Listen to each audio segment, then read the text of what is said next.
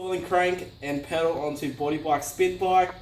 Tools we need: 8mm Allen key, pedal spanner, and all your parts, which consists of crank arm, pedal, and 5 8mm Allen key bolts. What you want to do first is line the freewheel hole that has no thread pointing down.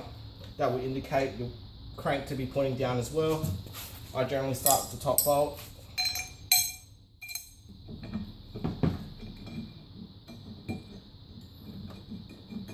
Don't need to tighten them, just loose enough that you can still move, and then screw in the rest of the bolts.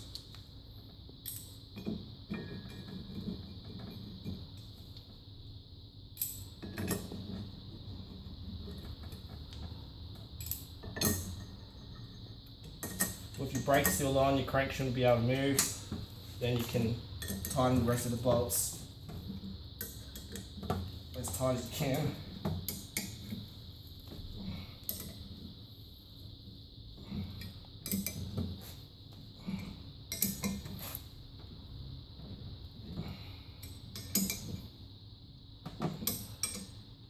If you get to a point that they don't move anymore, then that is perfect. Now for the pedal, you want to undo your brake so your crank now moves. You want to thread your pedal in with your fingers first off. And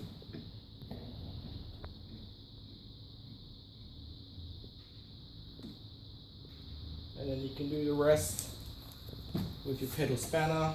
If you put your pedal spanner onto the slot of the axle, you can back pedal as well, and now thread the rest.